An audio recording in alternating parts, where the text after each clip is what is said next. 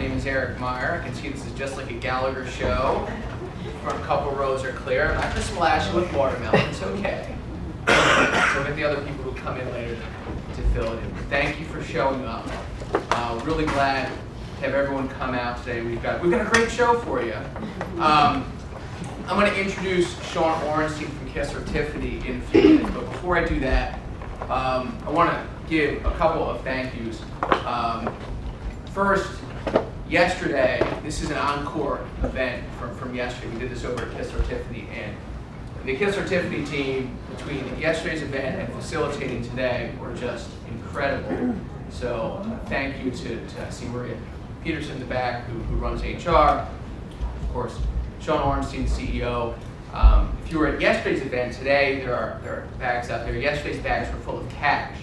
So Sean did a great job with that. Today's bags are a nice nylon asbestos blend. I see one of our associates here who will draft the waivers for you to sign on the way out. Feel free to take plenty of tchotchkes on the way out. Sean, thank you. Maria, Lauren List, Rebecca Crack. I wrote some names. Of course, Scott, who's going to be presenting today, Scott Wham, Director of Compliance over at Kistler Tiffany, did an exceptional job, and he's going to allow you today on, I just learned this for the first time yesterday, Obamacare is the ACA. I didn't quite understand that. But he's going to talk about Trump care, and of course I want to thank the team here at Dilworth who helped put this together. LU Cornell in the back, who is filming today, our IT department, Ali and John for setting us up, and the marketing team for really making this happen out in the hallway. Behind the scenes, Wham and Peter, who you probably ran into downstairs, and Kate, who was signing everyone in. Without everyone's support and hard work, this wouldn't have been possible. So you're in for a big treat today, as far as big treats can be when it comes to HR compliance. So we'll do the best we can for you. It's free, so you'll get your money's worth. I guarantee that. So let me bring Sean up here to say a few words, and then we'll get you started. Good morning, everybody. Thank you. I was just listening to Eric in the back, and I kept thinking of the Academy Awards when that music comes on, like it's time to pull you off and finish off. So we have a very nice partnership with Dilworth Paxson, and we're pleased to be able to come down today and do an encore presentation, as Eric had said. So my name, again, is Sean Orenstein. I'm the CEO of Kistler Tiffany Benefits. For our clients in the room, wanted to thank you very much for choosing us to be your benefits partner, and we certainly appreciate all of your insight and your guidance. And as we put on these types of programs, your input are the reasons why we're doing things like this today. So thank you for working with us, and thank you for your input and your honesty. For those of you who don't know our firm, we are in the employee benefits world. So we get to navigate the amazing challenges around employee benefits and all the things that go associated with that. So as everyone knows in the room, it is a complex world to run the benefits of your organization, in addition to HR and compliance, all those things. Our world is quite complicated, as you realize. It not only encompasses just the insurance stuff, which is the products and the funding of those products and all that type of fun things that we all get to experience together, but it then goes into the world of compliance, and that's why we have people like Scott Wham and Eric to kind of help support the program. And there's technology, and everyone wants to know how we can integrate all the benefits with payroll and all this kind of fun stuff. So it's a very complicated world, lots of moving parts. Kistler Tiffany is committed to the industry. We're really committed to finding partners and building resources in-house, or working with best-in-class resources to bring solutions to our customers. So I think for our organization, and I know it's cliche to say, but it's really, our team is phenomenal, and they are an amazing group of people to work with. And I think that is one of the differentiators between our firm and just the world.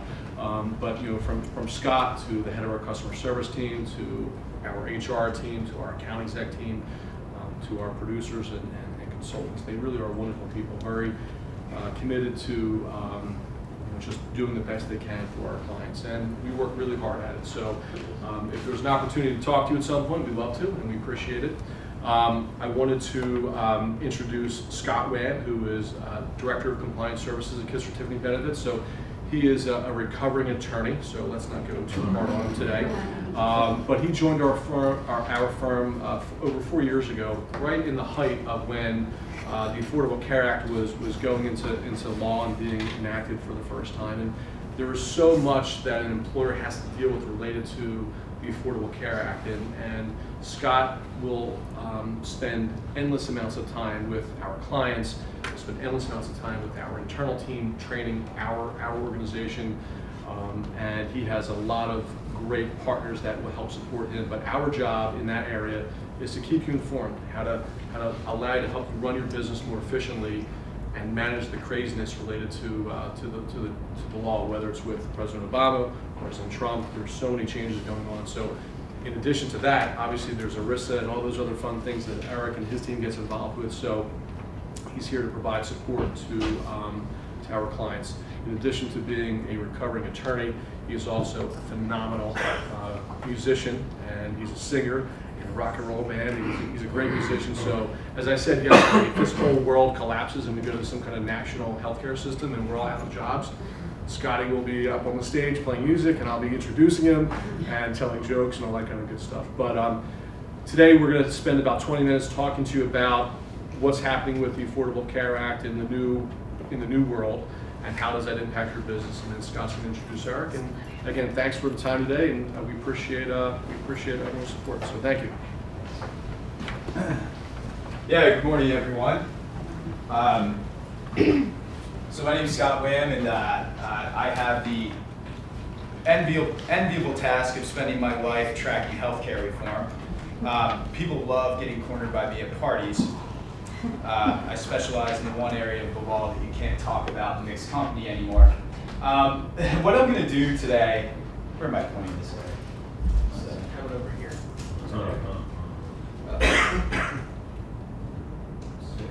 See there. That's okay. My $1 million message is that nothing has changed yet, right? So let me see here. I'll just get going. I'm going to do something a little bit different yesterday. Yesterday was the first time I had spoken officially about the American Health Care Act since it passed the House of Representatives last week.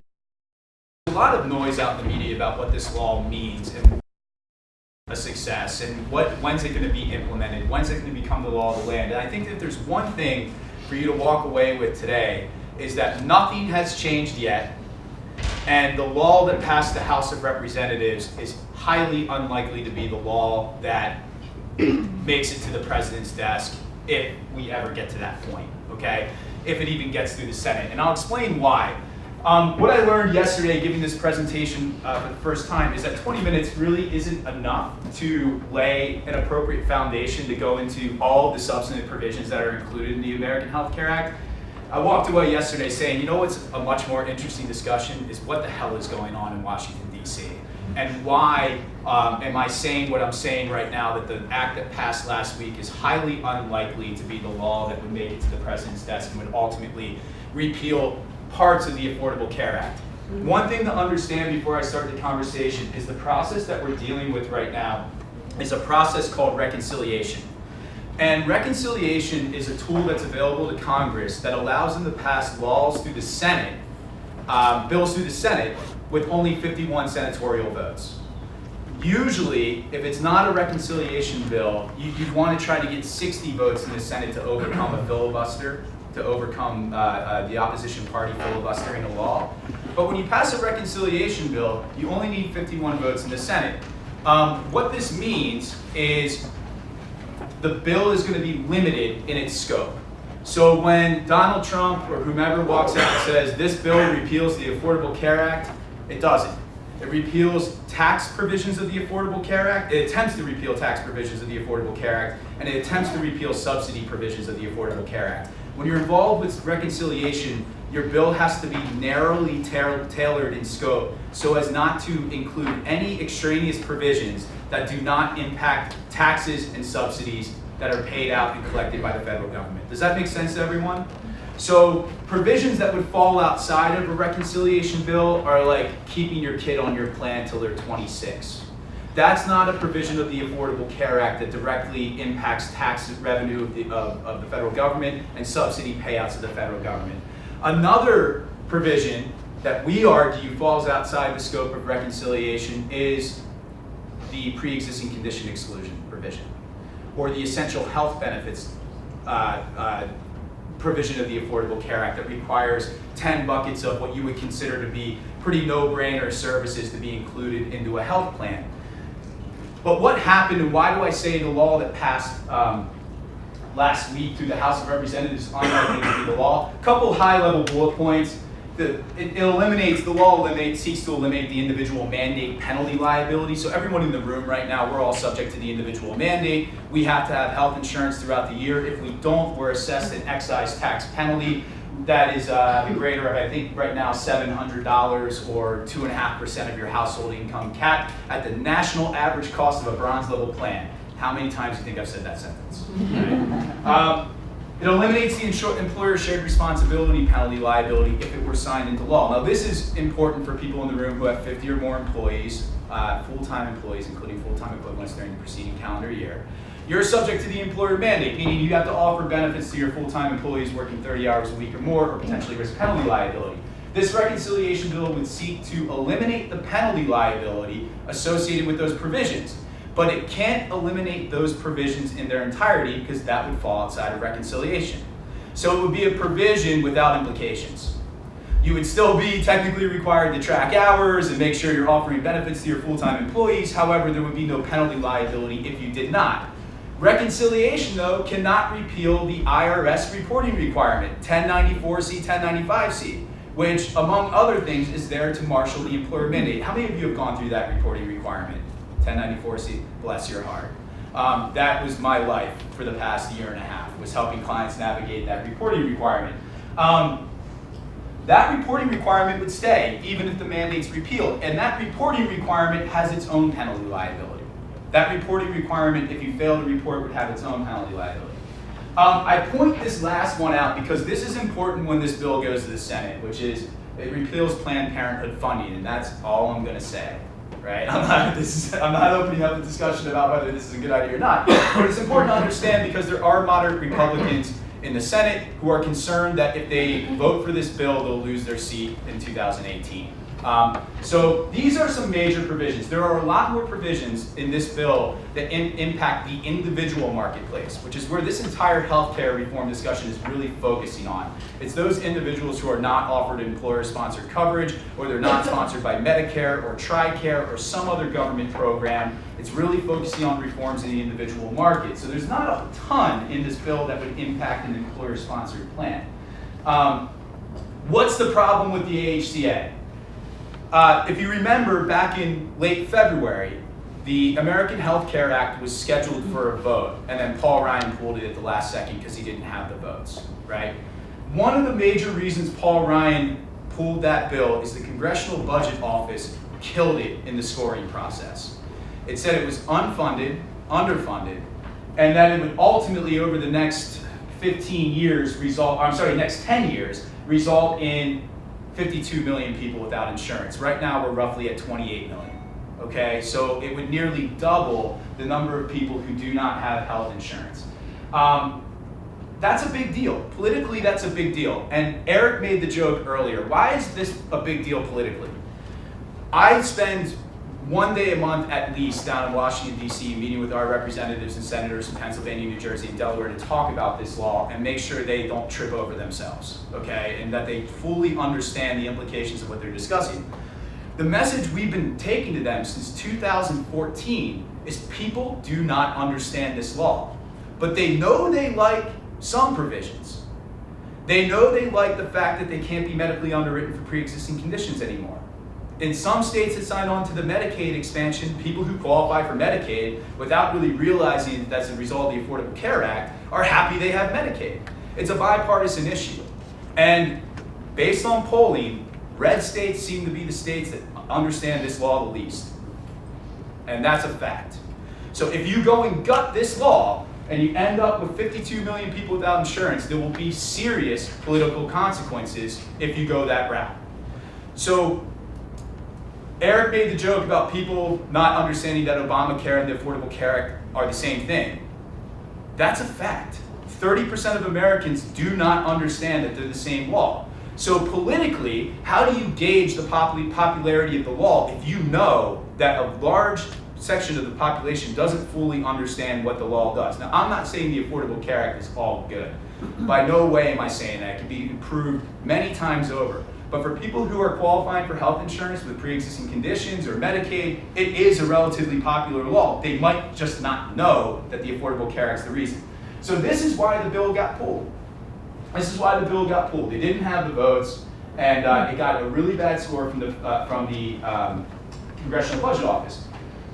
What else is wrong with the Affordable Care Act? Well, over the past 7 years, I think we've seen the birth of a third party in the United States, a true third party, in the rebranding of the Tea Party as the Freedom Caucus. The Freedom Caucus is a really interesting entity in the House of Representatives because they have enough votes to really kind of kill anything they want to kill, but they don't have enough votes to drive legislations themselves, right? So there are enough votes, they're not a majority by any stretch of the imagination in the House of Representatives, but they have just enough votes to where they have a lot of power in the negotiating process. And the Freedom Caucus right now, in the negotiations that occurred last week to pass the American Health Care Act through the House of Representatives, we're seeking to gut the essential health benefits provisions and the pre-existing condition exclusions. The guaranteed issue, that's the pre-existing condition exclusion provisions. What they want to do is not gut it per se, but they want to defer to the states. This is what was needed in order to get this bill through the House of Representatives, was deferring to the states the ability to decide whether they want to keep the market reforms that the Affordable Care Act had passed regarding essential health benefits or pre-existing conditions. For New Jersey, the representative who brokered this deal, Tom MacArthur, is from a state where they already have these statutes. New Jersey already has a state-level statute that guarantees essential health benefits and also prohibits pre-existing condition exclusions, underwriting for somebody with a pre-existing condition. Pennsylvania does not, though. Pennsylvania does not, and they would be unlikely to implement a statute with the current makeup in the legislature in Harrisburg. So this is a really big deal because these are the two provisions, essential health benefits and pre-existing conditions, that really go at the heart of the Affordable Care Act. What's the problem? Moderate Republicans, especially in southeastern Pennsylvania, are very uneasy about this proposition.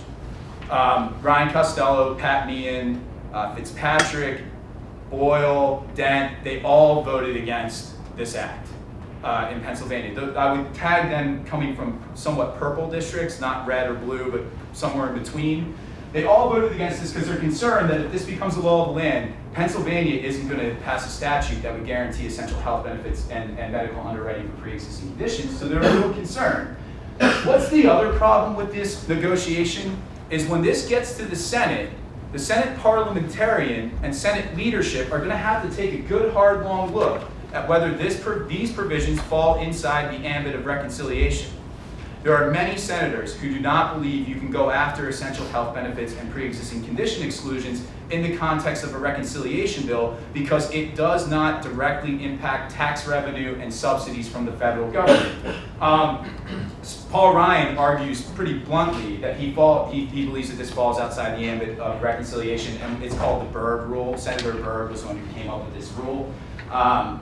So we'll see what happens, but this is the heart of what you're going to see the negotiation, where you're going to see the negotiations when this bill is in the Senate. It's in the Senate now. We expect to see Senate markups May 22nd.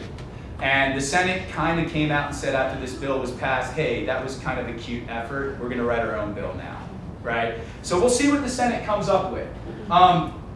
What's the other problem with the AHCA? One of the debates that we're very concerned about right now is I would point them way more to the far right of the spectrum. Representatives in the House of Representatives and senators more to the further right of the spectrum do not support the employer-sponsored market. I had a meeting with Pat Toomey a few weeks ago at his office, and he's of the opinion that employer deductibility of group benefits should be capped. Right now it's an unlimited deduction. His philosophy and his office's philosophy is that the deductibility should be capped. There are other Republicans who actually believe that employer-sponsored coverage should not be deductible at all. and that everybody should be in the individual marketplace. That's a very scary proposition for a couple different reasons to insurance professionals, because the employer-sponsored market is the most stable market right now. When you read the news about the Affordable Care Act and the volatility in insurance premiums, they're not really talking about employer-sponsored coverage. They're talking about the individual marketplace. They're talking about healthcare.gov and state-based exchanges. That's where people are experiencing the highest level of volatility, because in the insurance world we call it adverse selection. They're experiencing relatively high rates of adverse selection. What's the line you often hear in the news? Young, healthy people aren't buying insurance. I say that's incomplete. Young, healthy people aren't buying insurance because their parents are buying it for them on their employer-sponsored plan. You can't have it both ways, right? You can't say you want to stabilize the individual marketplace off the backs of young, healthy people and then allow them to stay on their parents' employer-sponsored plan, which is a completely separate risk pool, until they're 26. Let me tell you what, Commander Wham, I was off at 18, okay? I was not going to be on his plan until 26. So we're very concerned about the viability of this strategy. This cap on the employer deductibility is similar to a Cadillac tax. You might be somewhat familiar with the Cadillac tax, where every dollar above and beyond the threshold set would be taxable income to the employee. We think that over time that would greatly degrade the employer-sponsored market. But what Republicans are looking for right now is money. Because when you repeal all the taxes and fees included in the Affordable Care Act, which the American Health Care Act tries to do, they need to collect the revenue somewhere else. And this is one of the sources that they're eyeing. The draft bill that came out back in February included this cap. We let our clients know, they picked up the phone, they called representatives, and it was removed from the final draft. We're still concerned that it's going to rear its head in the context of tax reform. Not in the healthcare reform context, but in the context of tax reform. So I want to put that issue on your radar as well. What's the real problem with the American Health Care Act? The real problem with the American Health Care Act is it does not address the problems with healthcare, right? Just as the Affordable Care Act arguably did not address the cost of healthcare, it really addressed access to health insurance, right? The Affordable Care Act was really about giving people access to health insurance, but it didn't do anything outside of some Medicare tweaks to really go after what is really driving costs in the United States. This is a study, and I apologize for the font size. You have the slide in your deck here. This is a study that was done back in 2007, and I've been citing this study since 2007. When I was an undergraduate, I cited this a few times, and in law school I cited this a few times in some health policy courses I took. This is a study that was done in 2007 that outlines the top 3 areas of wasteful spending. There are a lot of other areas of wasteful spending that really get at the heart of what drives healthcare costs. None of this is on the table right now, okay? The 3 biggest drivers are not on the table. So number 1 is defensive medicine. I got a question yesterday, what is defensive medicine? Defensive medicine is a doctor over prescribing tests in order to protect against a lawsuit. PwC points out a really important detail though. It's not the fact that they're going to get sued, it's the perception that they're going to get sued. They perceive that lawsuits are filed at a rate much higher than is supported by empirical data, that they end up over-prescribing out of fear of being sued. And any doctor who's been through a lawsuit knows that that can be a humiliating experience. It only takes one to change your perspective forever, right? $210 billion annually in 2007. That hasn't changed, except the number's greater now due to inflation. Inefficient claims processing. Something that we encounter often in our industry is computer systems that don't talk to each other, providers that don't talk to each other, right? I heard a great quote that the reason this is a problem is because the industry only moves as fast as the slowest common denominator. And there hasn't been a huge incentive to change and upgrade systems so that they talk to one another, because year-over-year medical trend is 6 to 8%, and they continue to get paid, right? They continue to get paid, 6 to 8%. Universities and hospitals are the only ones that can sustain 6 to 8% year-over-year increases in cost. Care spent on preventable conditions related to obesity and being overweight.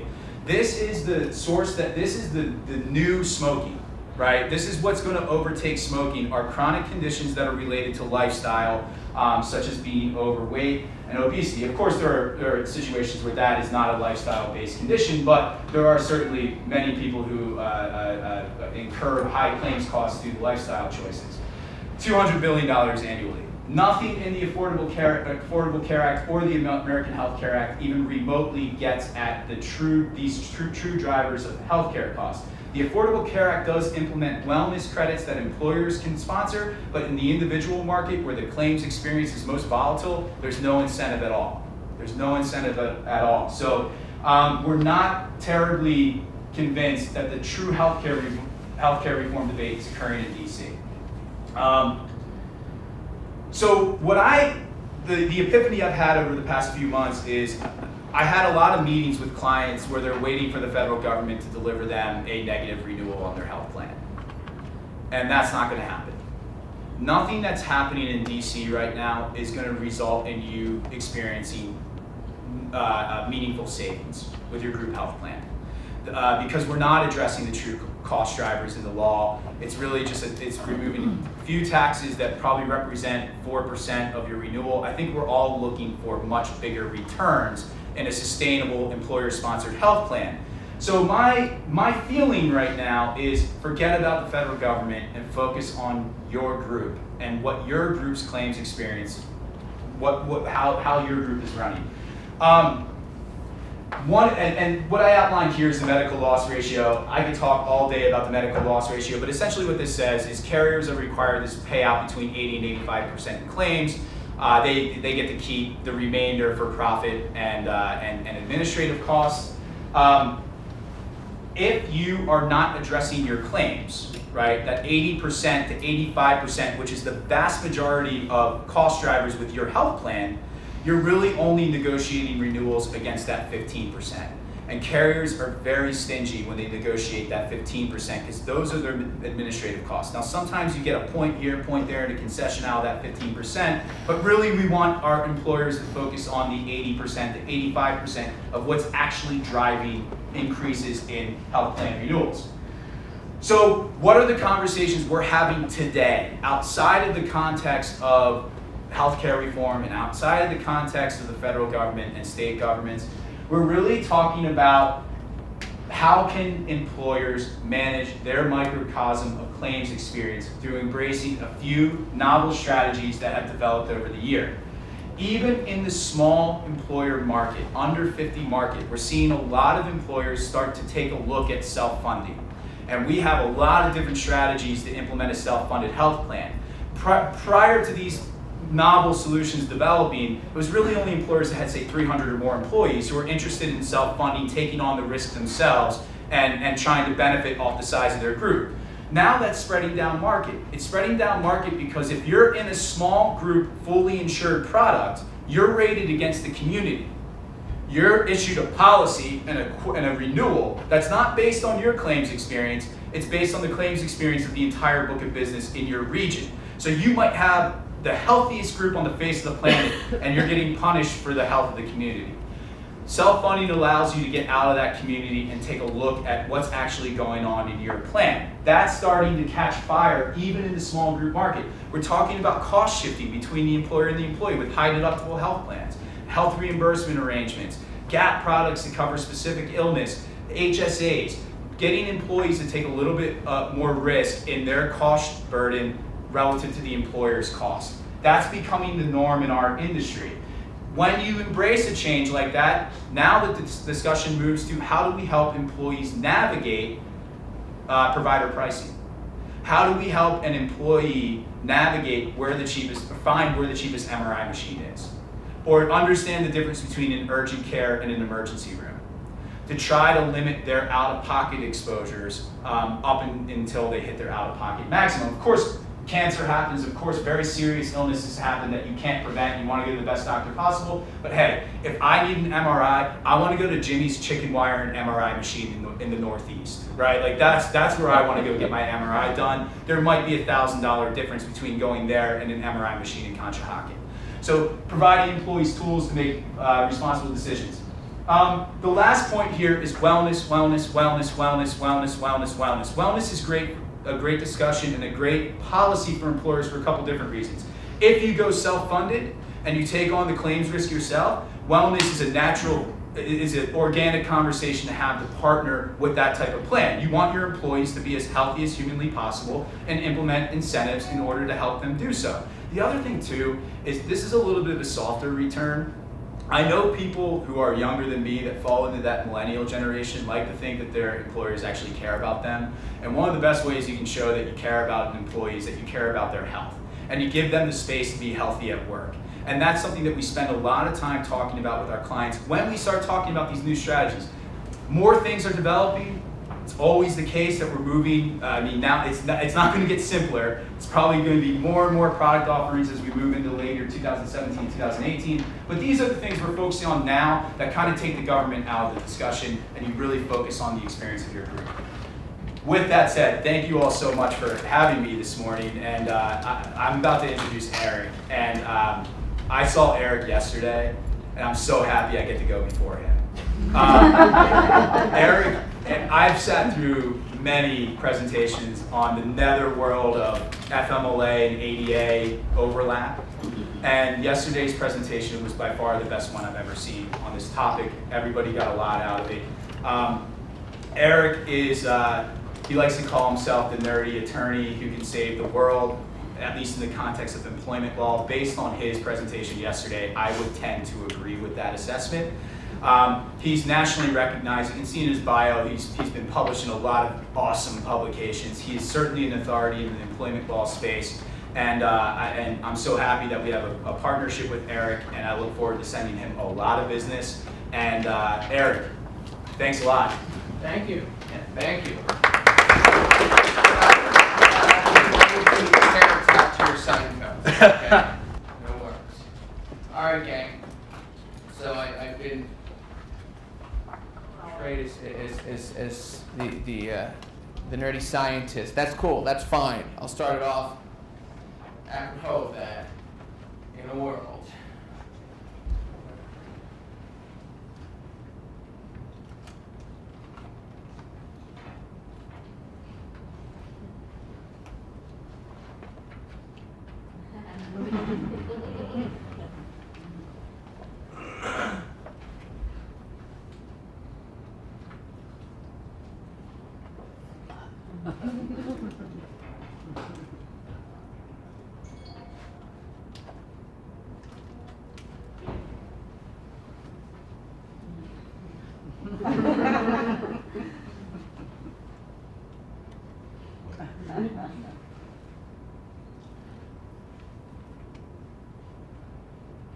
okay.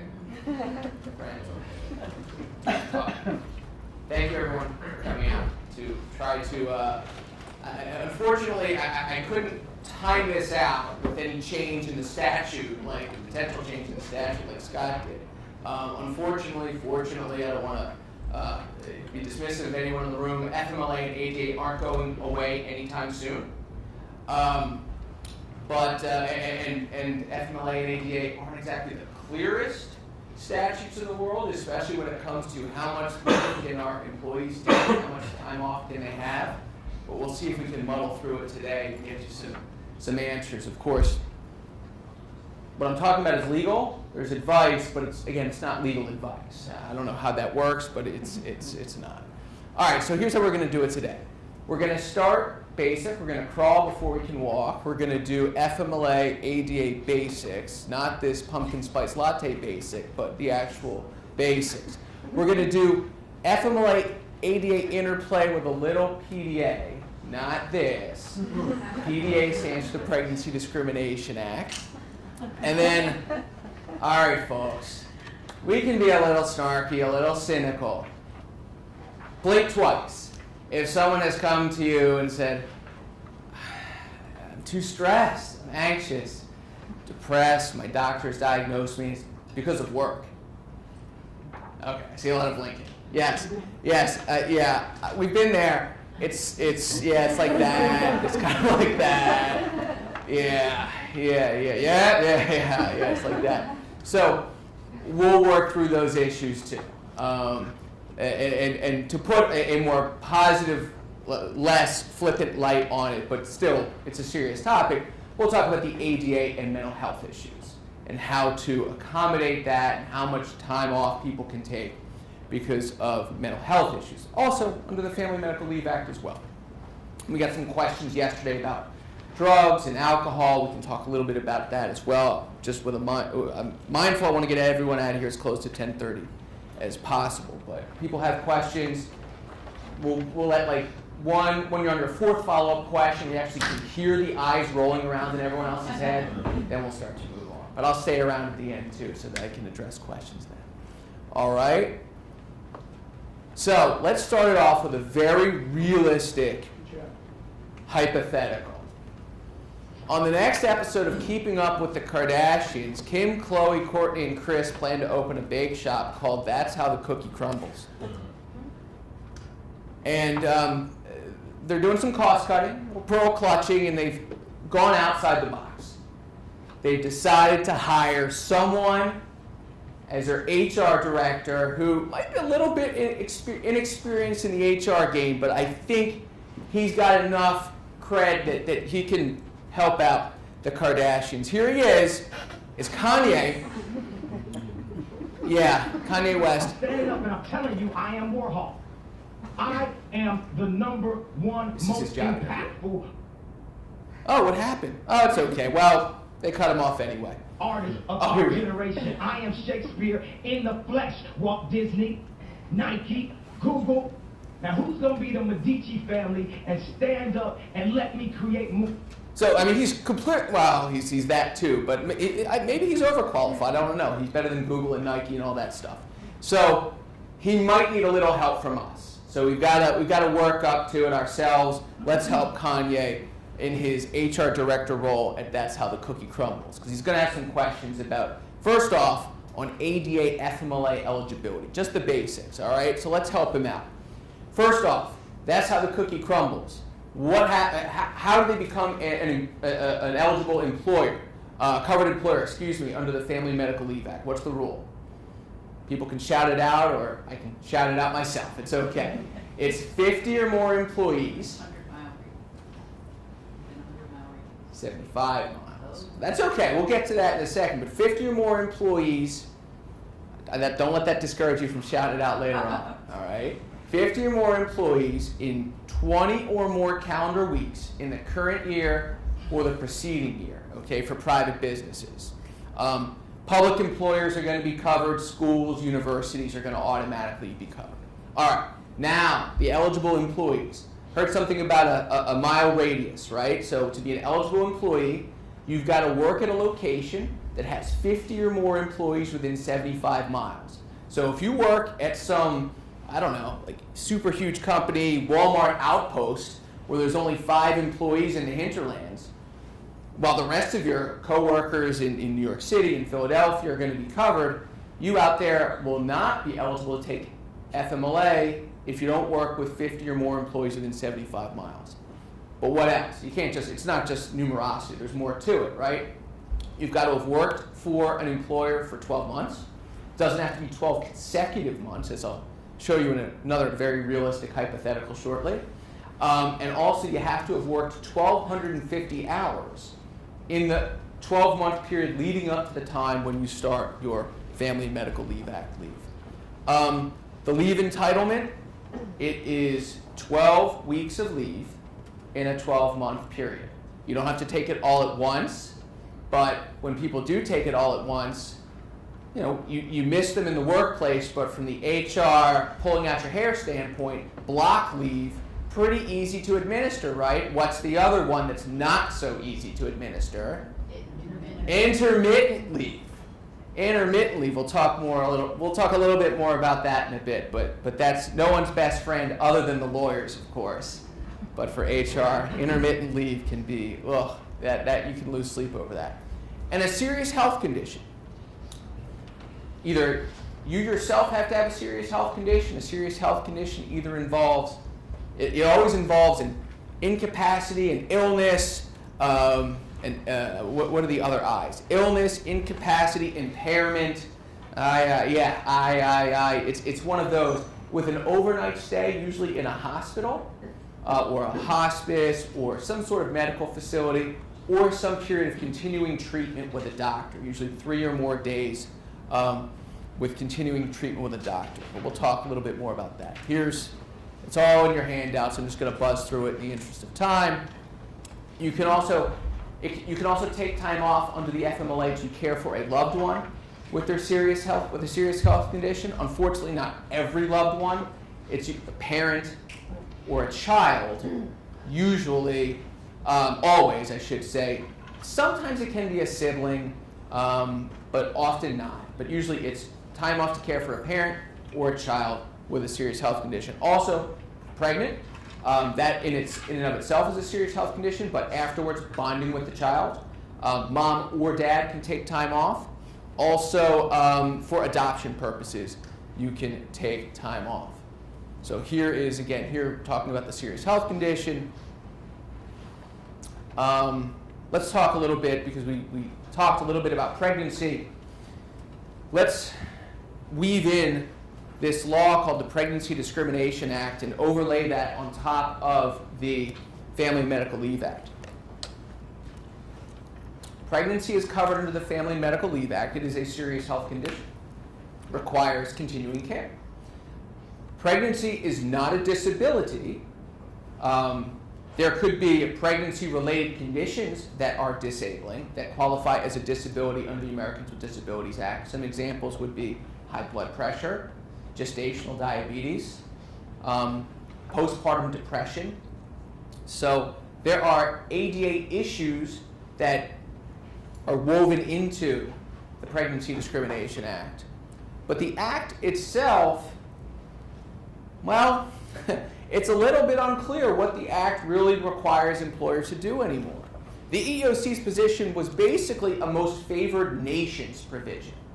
Whatever you do for other folks who are not disabled, but maybe have like a short-term disability, so don't qualify as having a disability under the Americans with Disabilities Act, but you give them some form of accommodation for a little short-term disability, the pregnant employee gets the best of whatever is given to anyone else. That was basically the EEOC's position. It was a most favored nations. I know some folks in here who deal in collective bargaining, or maybe themselves are in a unionized workplace. You're familiar with that term, but it is basically the best of the best. That's what the pregnant employee gets. In 2015, we had the Supreme Court decision in Young versus UPS. You're sitting here reading it right now. I've read it many times. To me, it's clear as mud. I don't get it. The Pregnancy Discrimination Act requires employers to treat women affected by pregnancy the same for all employment-related purposes as other persons not so affected, but similar in their ability or inability to work. What? Even the dissent was like, what? I mean, this is really, it's just, I don't really get it. So what lawyers advise, most lawyers advise, what employers tend to do is most favored nations, right? Especially, and maybe this is where it's intended here, someone in the same working group. If you give John extra time off or extra breaks because of a back problem, then you're going to give Joan the same thing, who works in the same work group, who's pregnant, especially if she presents with the same issues. That because of the pregnancy, stress on her back, you're going to give the same accommodation. Now here in Philadelphia, how many Philadelphia employers do we have here? We have rules in the Fair Practices Ordinance which require accommodations for pregnant employees. It's written right into the statute here, into the ordinance right here in Philadelphia. There are a series of enumerated accommodations which are presumed to be reasonable, like giving breaks, allowing time off, maybe to go to a doctor, flexible work schedule, things like that are presumed to be reasonable.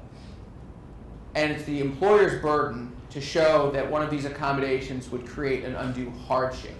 So we have a duty here in Philadelphia, irrespective of federal law, to accommodate employees for pregnancy or conditions related to childbirth. And that's important too, conditions related to childbirth. So that can be after birth. There may be some reason to accommodate still. So don't forget that it's not just when someone presents with a pregnant belly, it's afterwards, after they've had the child, there may be a separate duty to accommodate. So we talked about this, the impairments that go along with it, and we'll talk about accommodation duties under the Americans with Disabilities Act. Okay, so we talked about what the leave entitlements are, 12 work weeks in a 12-month period. How do we determine the 12-month period in which to give the 12 work weeks? Now we're getting into how much leave, how do we control how much leave our employees can take, okay? So there are 4 ways to calculate the 12-month period in which someone can take 12 weeks of leave. The first one, well, let me see what people do in here. How many people use the calendar method? How many people use the fixed period? The going forward method? The rolling backward method? How many people have no idea? Again, just blink, it's okay. How many people aren't FMLA? How many people don't work for an employer that has 50 or more employees? Okay, so this is not an issue yet. Let me explain them, and then give you a reason to go back. I'll give you many reasons to go back and look at your handbook. And certainly, cheap plug, we can help you look at your handbook. Tiffany can help you look at your handbook, but here's a reason to go back and look at your handbook. You want to define the 12-month period, because if you don't, it's another most favored nation situation. Your employee gets to choose the one that's best for him or her, which might not be the best for you. Calendar is January 1 to December 31. That's your 12-month period. That's easy to administer. A fixed 12-month leave year, what's today? May 11th? Okay, May 11th to May 11th. That's a fixed 12-month leave period. Done. Rolling forward from the date when the employee first takes FMLA, fine. So if I start taking FMLA tomorrow, my leave year starts tomorrow. Okay? The best one is the rolling backward method. It's the toughest to administer, relatively speaking, but it's a look back. So when someone's going to start FMLA, you look back 12 months from that FMLA start date and you see how much FMLA they've taken in that 12-month period. And they call it the rolling method because as each day rolls forward at the front end, like May 11th, May 12th, you're looking back to May 11th, May 12th of 2016, and it just constantly rolls like this to see how much time someone has. You're guaranteed that the employee is never going to use more than 12 weeks in a 12-month period. If you use the first example, the calendar year, easy to administer, but imagine a situation in which I go on FMLA leave in October, okay? And I haven't used any FMLA in 2017. October, November, December. What if I still can't come to work? It's a new calendar year. I get a fresh bank of 12 weeks. So now it's January, February, March. All of a sudden, I'm out for 6 months in a row, okay? Now, I'm going to have to recertify, and we'll talk a little bit about certifications in a bit, that I have a serious health condition. But it's possible that I could stack 6 months, basically, of FMLA leave. And I don't know that employers want that. I know there's some FMLA experts out there in your workplace. They're called your employees. If you want real FMLA advice, just go to them. They know all the tricks. What is it? Let's get ahead of ourselves. Intermittent leave. What's the big one nowadays? Migraines, fibromyalgia, back injuries. Basically something that doesn't show up on an MRI. That's it. Not to be too cynical, but yes, there are some people out there that have been known to game the system a little bit. Okay, let's talk about our first hypothetical. Ready? Fonzie's Auto Shop employs 75 mechanics. Pinky Tuscadero, a former employee of Fonzie's for several years, has returned. 5 months after Pinky's rehire, she has a baby and wants to bond. Fonzie's has an FMLA policy, but Chachi forgot to put in the 1,250-hour requirement. Can Pinky take leave? She's worked there for over a year total. When you aggregate it together, they've got 50 or more employees. They forgot the 1,250-hour requirement, which she wouldn't have because she's only been back for 6 months. Can she take FMLA? What do you think? I think she can. There's a case out of Michigan, so it's not here in our backyard. We're in what's called the Third Circuit, Pennsylvania, New Jersey, Delaware, and gosh, I wish we'd open an office in the U.S. Virgin Islands. That's incorporated within the Third Circuit here. I'll volunteer to be that attorney. But in the Sixth Circuit, which generally a lot of the very similar kind of mindset out there in the Sixth Circuit, there's a case that talks about a public employer that forgot to put in the 50 employee 75-mile radius provision from the FMLA. And not only that, when someone went to take FMLA, they handed them FMLA paperwork. And then later on, when the employee didn't get their FMLA and was fired, as these cases go, the employer said, whoa, there's no problem here. They weren't eligible. Why'd you give them the paperwork then? And also, what was in your policy? You didn't have the 50 employee within 75-mile radius. The law, FMLA, is a floor, right? If you want to have a more generous leave policy, if you want to be more generous in the FMLA, by all means, go for it. You're allowed to. Now, I stand up here with a cold, not thought out at all, icy lawyer's heart, okay? I would tell you never be more generous. Do what the law says. Now, I've presented this with other HR folks. We've done this presentation together. And folks who I give legal advice to, clients.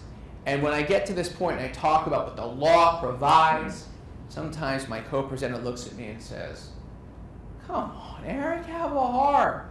Sometimes you want to have a more generous leave policy. Sometimes notwithstanding what the policy says. Even if there was that 1,250-hour requirement in the policy and Chachi did it right, and Chachi had a policy that said, we follow you're eligible for FMLA if you're eligible for FMLA, basically. We follow the federal law. If you're in New Jersey, we follow the New Jersey Family Leave Act, and that's what our employees are entitled to. But if you want to make an exception for someone, as the lawyer, that makes me shake a little bit, I get a little bit twitchy, but, it happens. You can.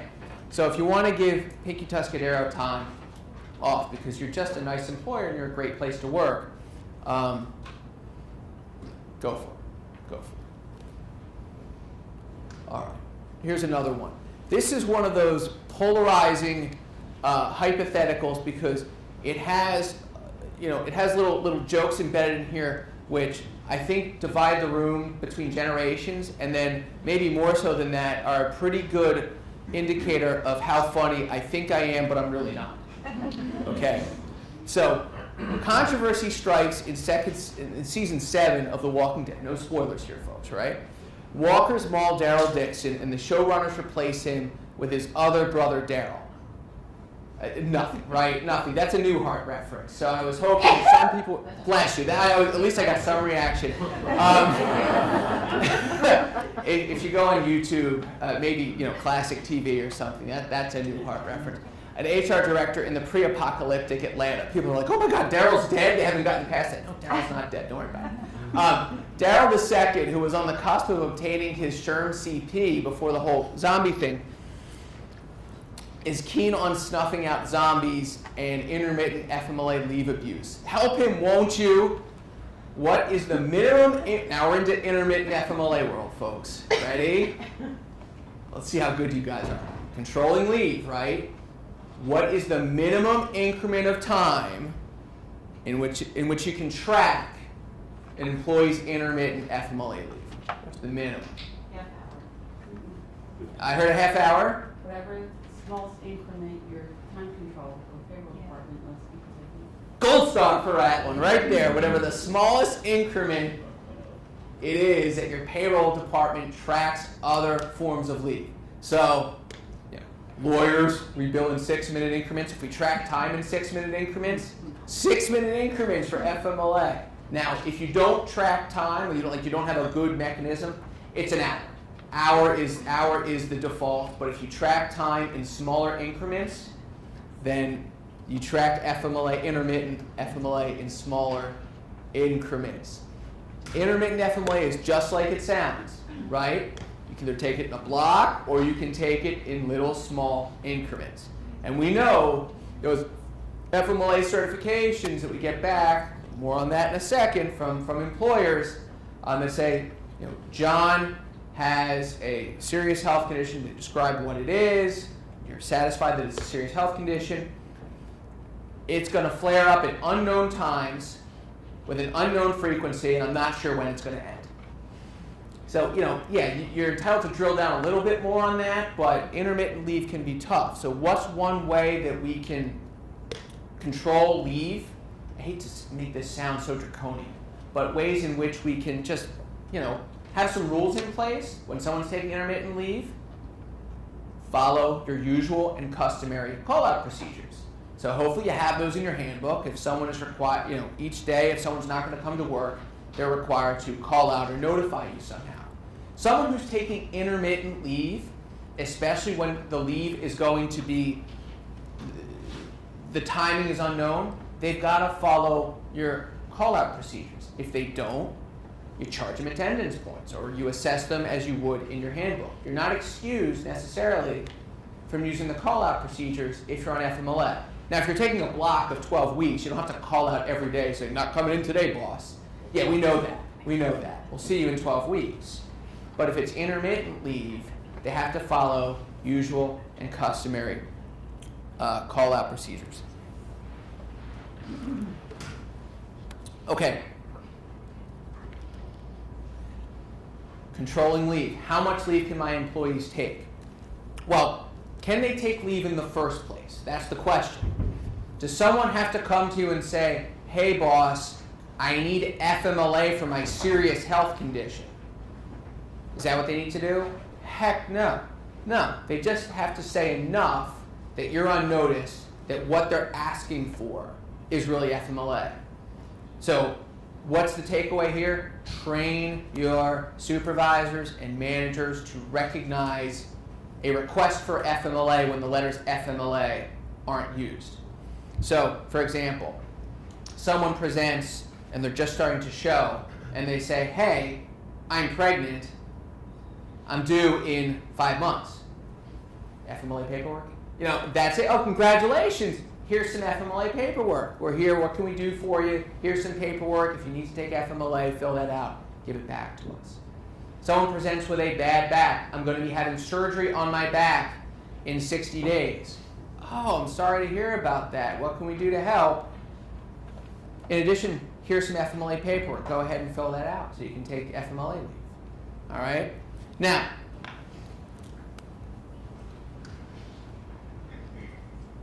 talked about the usual and customary requirements.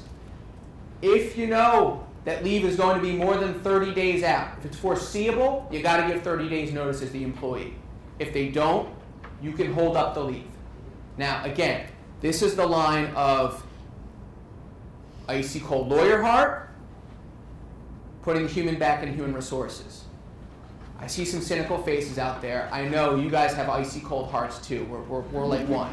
We're one. But this is one of those situations where, I think you gotta have some backbone here. If someone doesn't give enough notice when it's foreseeable, you can hold up the leave, or at least it's not covered under the FMLA, right? If they have PTO in their bank, fine, but it's not covered. If it's unforeseeable, then they have to give notice as soon as is practicable, okay? You see issues here, and this is where the call-out procedures come back into play. When someone's out on intermittent FMLA, unless there's something stopping them from calling out, it's impracticable for them to call out. They're laid up in the hospital in a coma. Otherwise, they should follow your call-out procedures. They should give you the notice. And if they don't, follow your work rules. Okay? Now, here's a situation I encounter every once in a while, not involving this completely hypothetical situation that has nothing to do with the TV show Friends. So don't come after me, NBC.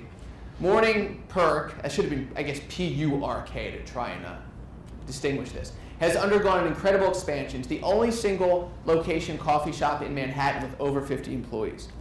Rachel Green, an FMLA veteran, you have those in your workplace, with lots of bank PTO, has a seriously ill mother. Hearing the news, Gunther, who now heads up HR, offers Rachel FMLA leave. Rachel rejects it and says that she'd like to use PTO only and save her FMLA for another time. What? Did she do that? Yes? No? No. Maybe? Yes. Who can yell louder? What do you think? Yes? No? No. Okay. It depends. That's a great one. That's my line. Who's taking my line? It depends. That's what the lawyers say. I'm a lawyer. Yeah. Yeah. In California and Hawaii and Oregon and Washington, she can do that. She can do that. She can say, I don't want to take it now.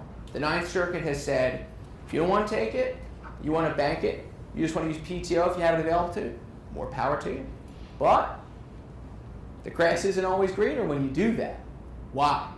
Because when you forego FMLA and you just use paid time off, you don't have the protections as an employee that come with FMLA. So when the plaintiff in that case was fired during her leave, the court was like, yeah, you made the election to bank your FMLA. That's cool. That's up to you, but you bear the consequences if you're fired. You don't have any FMLA protections. You don't have a right to reinstatement as you would under the FMLA, right? No FMLA interference claim, certainly no FMLA retaliation claim because she didn't take it. Here locally, I don't think that's the rule. You can insist. If she declines it, you can tell her, notwithstanding that you are trying to decline it, we're going to record this as FMLA. You've given us enough information for us to make the determination that it's an FMLA qualifying leave, and that's how we're going to treat it. You hand them the paperwork that says this is how we're treating it. Okay. Again, this is one of those situations where what the lawyer says and what you do in your workplace, it could be two different things. If you want to let her save it for a rainy day, that's fine. Why wouldn't you want to let her save the FMLA for a rainy day?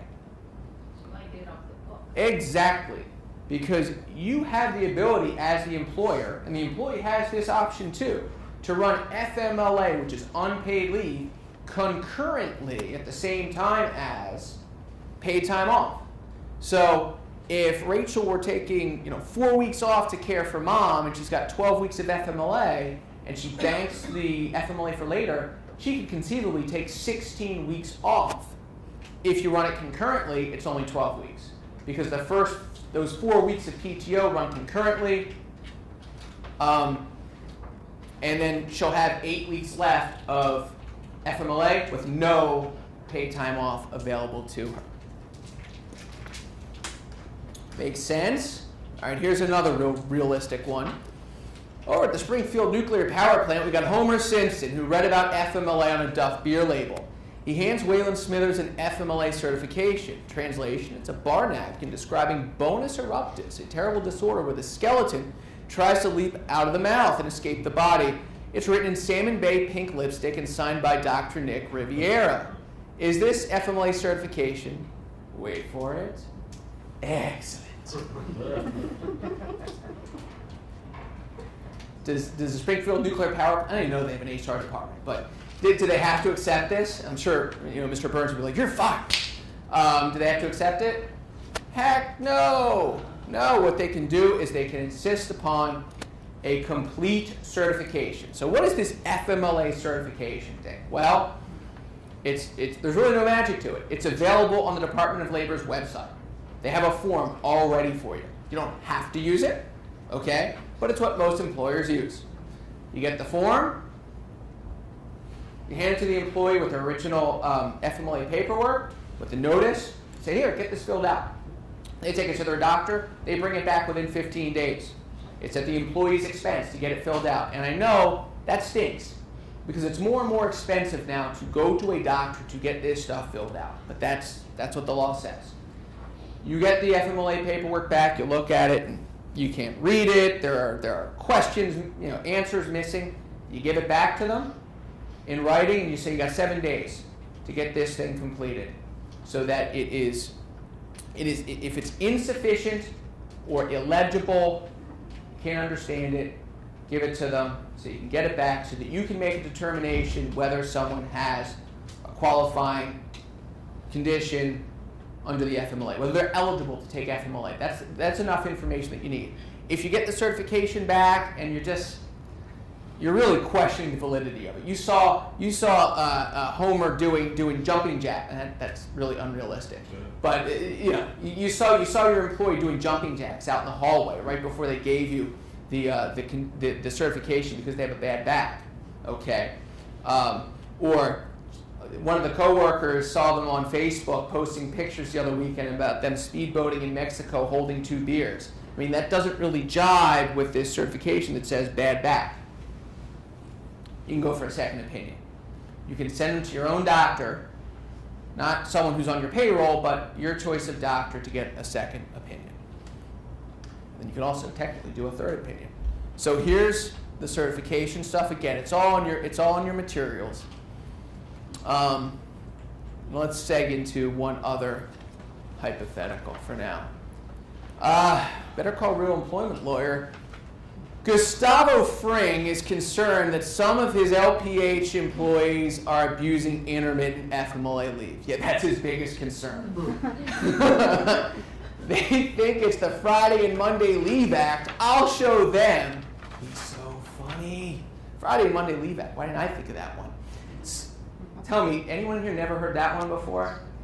Yeah, yeah, I see no one nodding their head. So, Los Pollos Hermanos implements a new policy requiring a medical certification for every instance of intermittent leave. Wow. Every time someone takes intermittent leave, they've got to show up to work with a doctor's note. Is that legal? Can you do that? Nope. No, you can't. Especially here in Philadelphia. In Philadelphia, there's paid sick leave, right? And in the paid sick leave ordinance, it says when your employee is out for fewer than 3 days, you can't ask for a doctor's note. You just got to take their word on it. So doing that in Philadelphia could violate the ordinance, but under the FMLA, no, you cannot ask for a note every time that they take intermittent leave. What can you do? What can you do instead? If one of the employees is taking leave on every Friday and Monday, but their certification says that leave is going to be like once a month, right? Then it's inconsistent. So what you can do, because you're suspecting now, there may be some misuse here, you can ask them to recertify. You can ask them to recertify. And we talked about some of these other things. You can enforce your policies, but recertification in that situation is a good one. You can also ask an employee to recertify if their leave extends into a new FMLA leave year. So if you're using the calendar method, right, and you go from December 31 to January 1, you can ask the employee to recertify. You can ask them to recertify after 30 days of leave, unless the doctor says that the minimum leave period for a block leave is going to be more than 30 days. And you have to wait for that minimum leave period up to 6 months, okay? You can also ask someone to recertify if they present with a new serious health condition or a new reason for FMLA. Hey, I'm taking FMLA to bond with my child, and then 3 weeks into it, the person trips and falls down the stairs, unfortunately, broke her leg, now needs FMLA again because that's a serious health condition. You can ask for a new certification on that new serious health condition, okay? For intermittent leave, another way to control leave, how much leave can my employees take? Try a transfer instead. That's a little known one. If someone wants to take reduced leave or intermittent leave, you can offer them a transfer. Not to like the graveyard shift to punish them for asking about intermittent leave. It's got to be a substantially similar position. It's got to be basically an apples to apples comparison, and the employee can reject it, but you can offer it. You can offer it. And certainly run your leave concurrent with other leaves and require a fitness for duty certification as a condition of returning to work. So when you give someone that paperwork that says you are clear to take leave, what you should do in that paperwork, check the box that says when you return, we're going to require that you certify that you are fit for duty. That does not mean that they are 100% healed. Who in this room is 100% healed? Exactly, right? So you're asking them to certify that they can return to work and perform the essential job functions with or without an accommodation. If it's with an accommodation, we'll talk about it in a bit, Now we're getting into ADA, Americans with Disabilities Act, and we're talking about reasonable accommodations and an interactive dialogue to get to that point. But you can ask them to certify they can perform the essential job functions. What are the essential job functions? How do you determine that? Generally, it's your judgment. Usually, hopefully, it's found on a job description. So you give a job description over with the paperwork and say to Doc, tell the employee to say to Doc, these are the essential job functions that you must certify that I can perform when I return to work, with or without an accommodation. Okay. Now let's segment it. ADA. Okay? Questions about FMLA, or you want to wait for the end? Okay, let's do it now. I have an employee who's pregnant, haven't done the FMLA paperwork yet. Now that yesterday, she may be out now, Okay. so we didn't do the FMLA paperwork yet. She would be 2 months early, basically. We're recording this. This is a hypothetical situation. Right. Yes, like I said, what if this would happen to her? What if? So, I mean, it would be FMLA. Mhm. She's eligible, she meets all the criteria. So, I mean, so we would hypothetically extend that information to her and Yes. have her fill it out when she's. Hypothetically, you'd send her the paperwork, and no harm, no foul. Right. She's gonna fill it out. Technically, you could have held it up, but now that she's out, she's gotten all the leave that she needs. It's not like she's legal term are prejudiced in any way. Sometimes employers that mess up a little bit on the FMLA paperwork. It used to be that you could get jammed up on an FMLA interference claim if you didn't get the paperwork right. But as long as the employee gets all the leave that they asked for, there's no prejudice that's been suffered, that they've suffered, good to go. So just send out that hypothetical. If you had that situation, send them the paperwork. ADA. Okay. Now, more folks are going to be covered in here. Some of the folks in here who raised their hand not covered under the FMLA, probably covered under the ADA. If you're not covered under the ADA, you're certainly going to be covered in Philadelphia. The numerosity requirement, 1 employee. Statewide, under the Pennsylvania Human Relations Act, 4 employees. In New Jersey, 1 employee under the New Jersey law against discrimination. I should have mentioned, we don't have any state version of FMLA here. In Jersey, they have the New Jersey Family Leave Act, which for a state that's like the California of the East, doesn't cover your own serious health condition. It covers the serious health condition of someone else. It covers pregnancy, bonding, things like that. But it doesn't cover your own serious health condition. Anyway, 15 or more employees with 20 or more calendar weeks in the current or preceding year. A disability. A disability is an impairment that substantially limits 1 or more major life activities. It can also be a record of having a disability or being regarded as having a disability. So what's a situation in which someone is regarded as having a disability when they don't really have one? What if I presented, what if under this thick full beard, there was a big jagged scar, right? And I'm working in a customer-facing position, or I'm applying for a customer-facing position. And the person who's interviewing me looks at that scar and goes, we can't have this, this Neanderthal looking at our customer. He's going to scare them all away. We're not going to hire him. I might be regarded as disabled because of that scar. I don't really have a disability. It doesn't substantially limit 1 or more major life activities, but I'd be regarded as, that would be discriminatory. You don't have to accommodate someone who's regarded as because they're not really limited, but nonetheless, you can't discriminate against someone who is regarded as. Make sense? Maybe. A qualified individual. You've got to be able to perform the essential functions of the job with or without an accommodation. Otherwise, you do not have protections under the Act. So, disability.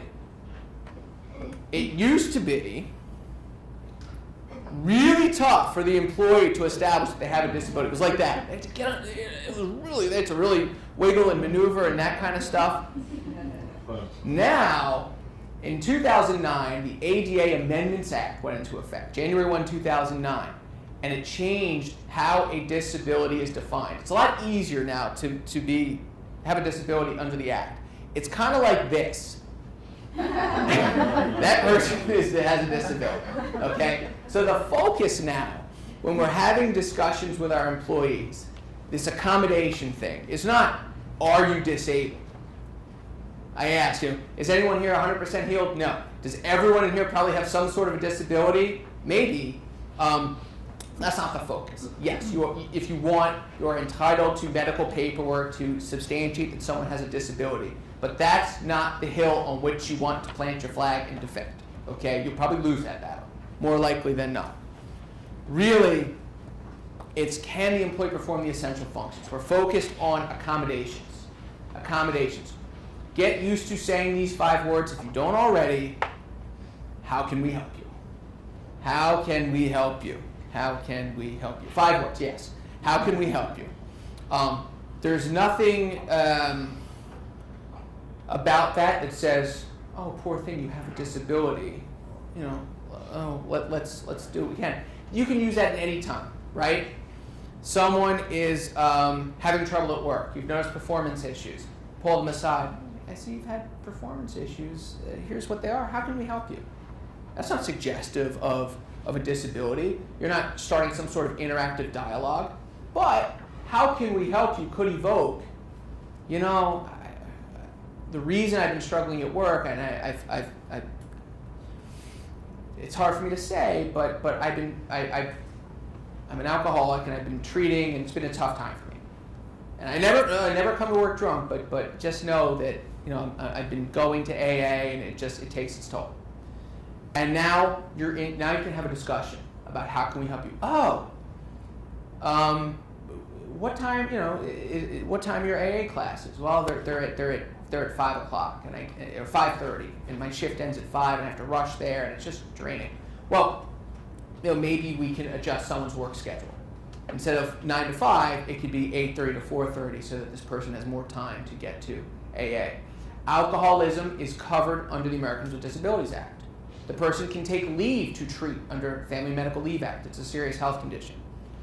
Current drug use is not covered under the Act. You do not have to accommodate someone who is using heroin so that they can go out and use heroin. No, you do not have to do that. In fact, you can drug test them. When someone says, hey, I have a drug problem, you want to drug test them if that's in your policy, and if someone tests positive, they're fired. That's it. Okay, that's it. Can you offer them treatment? Sure, right? If someone has a history of drug addiction but has been clean and sober but still needs NA classes, that's covered, okay? That's a record of an impairment. That's covered under the ADA. That's covered under FMLA. Prescription drugs, okay. So this sometimes comes up in the hiring process when you drug test someone. A prescription drug turns up. Should you just fire them because they're tested positive? No. Ask them about this prescription drug. Prescription drugs are prescribed because someone has, probably more likely than not, an underlying disability that may need some accommodating. In safety-sensitive positions, you're going to get into a very fact-specific dialogue about can this person perform the essential functions of the job in a way that is safe for them and safe for others. But do not rely upon stereotypes. Just because someone takes prescription drugs does not mean they can't work heavy machinery. Just because someone has epilepsy does not mean they can't work heavy machinery.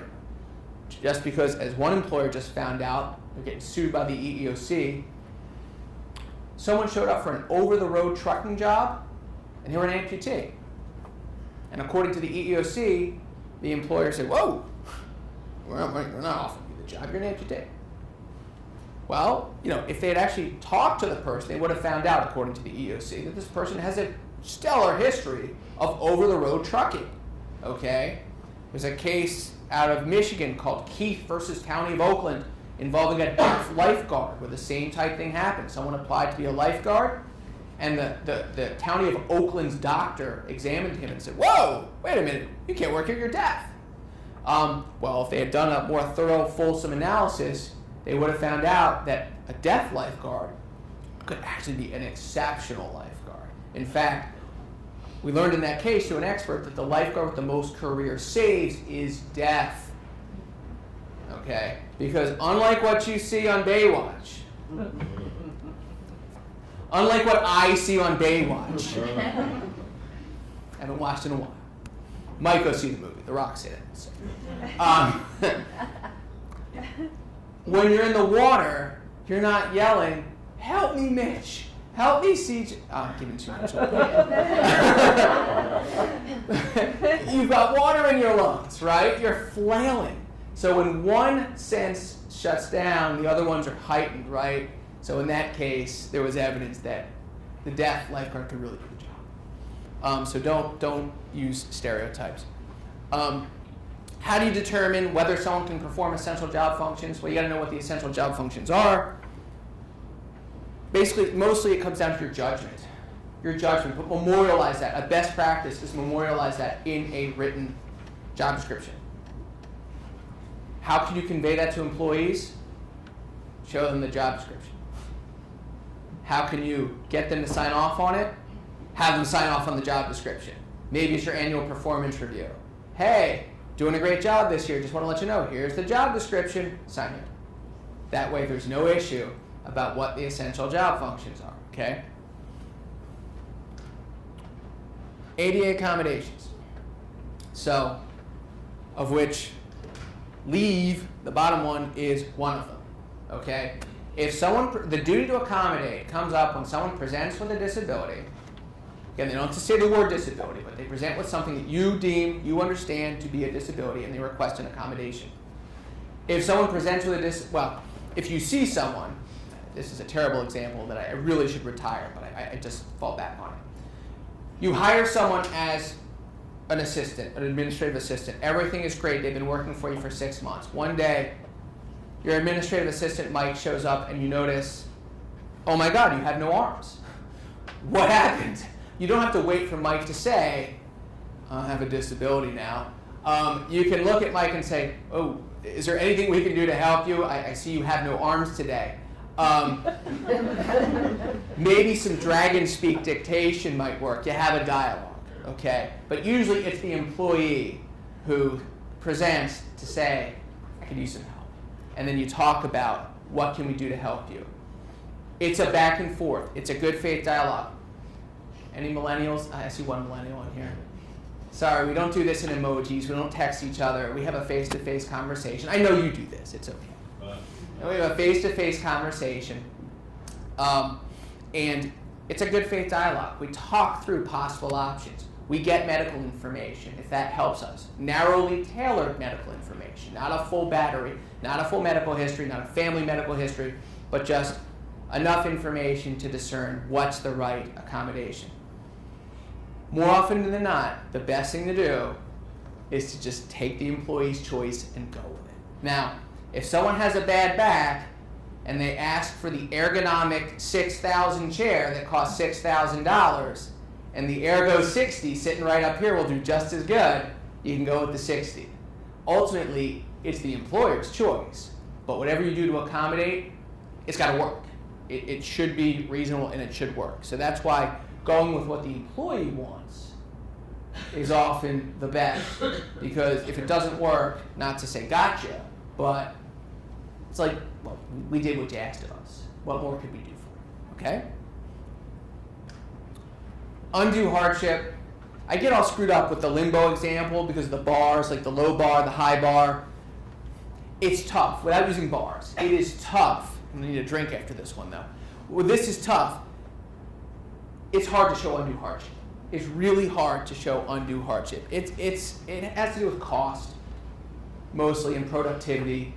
But to show undue hardship, you want to show it not retrospectively, not after you've been sued, but it was undue hardship. Yeah, that's not going to work. That's really not going to work. That's not a good defense. But if at the time you can establish that something was an undue hardship because it really cost a lot, we have to retrofit the whole building so that you can get in and out. That's tough. That's tough. That could be an undue hardship. Or we had an example yesterday where someone talked about someone who was out on leave, and it's a big company, but the person's department was a 3-person department. And she'd been out, she had taken her FMLA, and the other 2 people were picking up the slack, and she wanted more leave.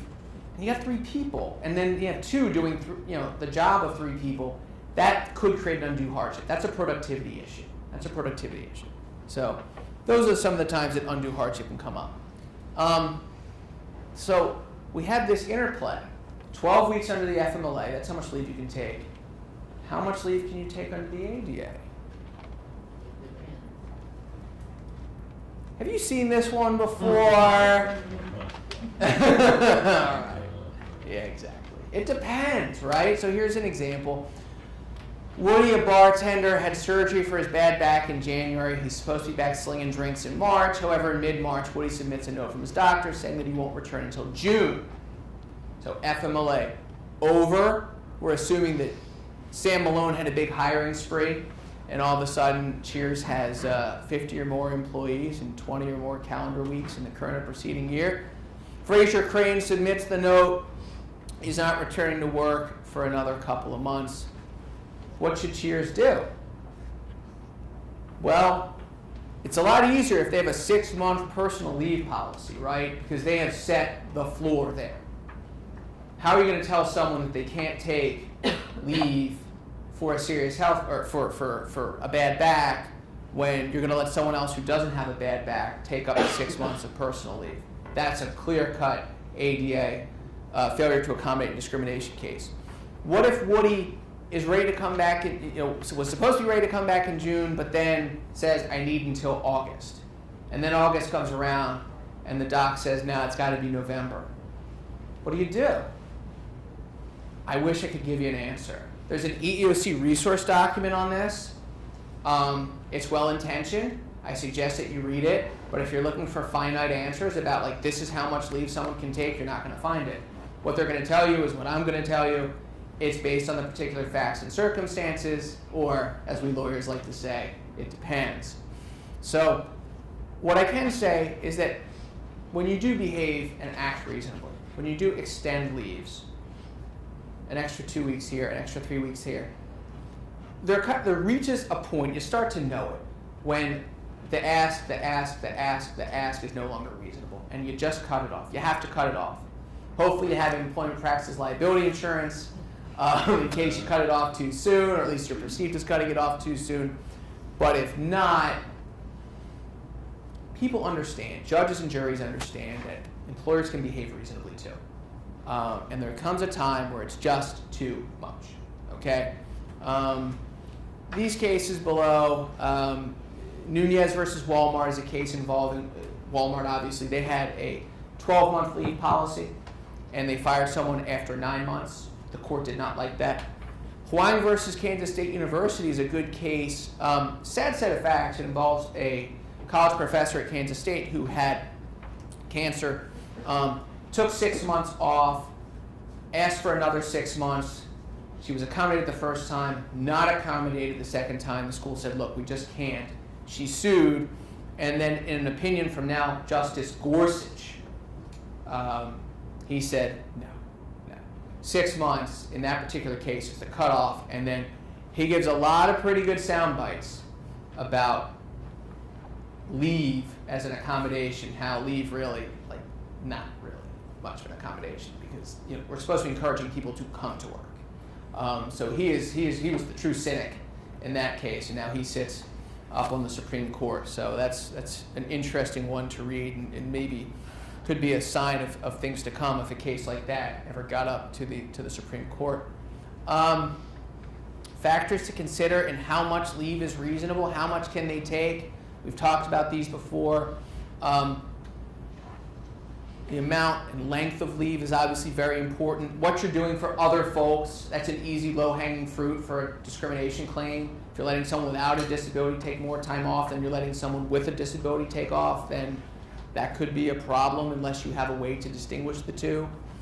What does your policy say? The way you can control some of these things, like maybe predictability or amount and length, is to communicate. So when someone's out on FMLA for their own serious health condition, which the EEOC says is really a request for an accommodation under the ADA as well, talk to them while they're on leave. Yeah, you can do that. It's not like every day. That can be badgering. That can be considered interference. But from time to time, check in. Say, hey, how you doing? Just wanted to see how you're feeling. And then as you get closer to that 12 weeks or whenever they're due to come back, oh, hey, just want to remind you, your return to work date is this. You all square to come back. I'm going to need your fitness for duty form, and if there's anything that we can do to help to facilitate your return, just let us know. We're here to help. That way, you have them thinking about kind of the requirements. You're kind of slowly pulling them back to work. Another way you can bring them back to work is light duty. Light duty often helps in lieu of leave. If light duty is a reasonable accommodation, someone is performing manual labor and they need time off because they have a bad back. Well, maybe doing some office work. Light duty could bring them back sooner if it's available. You never have to create a light duty position, but if there's one available, consider that. Consider a transfer to another open position for which the person is qualified. That's another possibility to bring someone back soon. How much leave can they take? Those, I don't know the answer, but those are ways to control the amount of leave. So we talked about this one before. This is my Seinfeld example. Can you require someone to be 100% healed when they return? Heck no. What should Vandelay do instead? Use the FMLA fitness for duty paperwork. Okay. We have about 10 minutes left. And again, I'll hang around afterwards for questions. ADA and mental health. Okay. The employee who is depressed because his supervisor is a jerk and has the medical paperwork to prove it. Does that person have a disability? Yes. Doesn't matter what the cause is. Substantially limits one or more major life activities. In this case, working. Or I'm sure there are other major life activities that depression, I don't mean to be too flippant about that obviously would be affected, regardless of the cause. Covered under the ADA? Yes. Covered under the FMLA? Probably, yeah. Serious health condition? Treatment? Sure, yeah. So they get leave under the FMLA. 12 weeks are up, and what are you going to do? They've told you they're depressed because of work. How the heck are you going to perform the essential functions of the job? I don't know. That's one of those situations where that person may not be a qualified individual. Do you have to transfer them to another supervisor? I don't think so. That might be an option, but then you're probably thinking to yourself, why would I do this to the other supervisor? It's just going to be the same problem. Or maybe not. Maybe it truly is an oil and water situation with supervisor and direct report. So maybe moving them to another supervisor could help. There is EEOC guidance on this issue. It says in more words and maybe with a little bit more legalese what I just said. Namely that you can't discriminate against someone who has a mental health issue, regardless of whether it's work-related or not. Talks about possible accommodations that are available. It's available on the EEOC's website. This is a long-winded example, which in the interest of time, and if I had more time, I'd click on that and play Dylan seeing his father get blown up in a car. But this is my 90210 example, and it gets into what happens when FMLA ends and the employee can't come back to work. And it's just supposed to get you top of mind thinking about accommodation, ADA. Don't just 12 weeks are over, the employee hasn't come back, boom, you're fired. Right? Not an FMLA violation. You might get lucky and it might not be an ADA violation. But when you have someone who's dealing with an anxiety disorder related to an external trigger, that person may need more time off. So rather than fire them when they can't come back to work, talk to Brandon. I realize that the Peach Pit is short-staffed. There's a typo there at the end. It's not Nat no longer has job protection. It's Brandon. But talk to Brandon and kind of work through some of these issues. Describe to Brandon kind of what the situation is at work and get a better sense of when Brandon can return and if you can accommodate him or not. Best practices, these are ways to control leave to make sure that employees are on the front end entitled to take the FMLA, making sure that you're putting them on notice that they have the rights under the FMLA, but also to control kind of the amount of leave that they can take. If you see that they're taking it too much, recertify. If you question the certification in the first place, reasonably, second opinion. If you want to bring them back to work and make sure they can do the essential functions of the job, fitness for duty.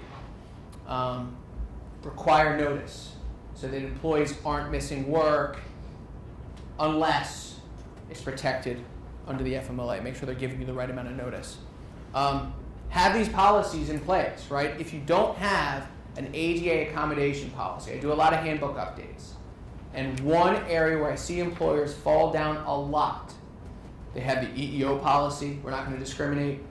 They have a sexual harassment policy because, of course, they have a retaliation policy, maybe. That is, we're not going to retaliate, not we are going to retaliate. They have a complaint procedure. They forget about ADA accommodations. They forget about religious accommodations. Make sure that's in your policies and procedures and train on that too. No fault attendance policies, what are those? Those are the ones that say you get 2 weeks of paid time off, and if you take 2 weeks in a day, you are fired. Well, if the one day after 2 weeks is FMLA covered and you fire, you got an FMLA interference claim, you're going to lose. So be careful. And don't require that employees be 100% healed, because none of us are. Update your job descriptions to make sure you got those essential job functions in there. It can literally say, these are the essential functions of the job. Ba-boom, ba-boom, ba-boom, ba-boom. These are the non-essential functions of the job. Ba-boom, ba-boom, ba-boom. When someone needs an accommodation, the non-essential job functions can be placed onto the shoulders of, or the plate of another employee. That's a reasonable accommodation. You never have to shift essential job functions to someone else. If attendance is an essential job function, say it. Because it can be. Usually is. Get used to having that interactive dialogue. How may I help you? How can I help you? When someone's out on leave, stay apprised of their status and adapt to changes in disability-related issues. The business changes. You grow. You contract. What once was not an undue hardship is now an undue hardship because you're going through tough times. It happens. Or vice versa. So be nimble. Be nimble. All right. Yeah, came in a minute or two early.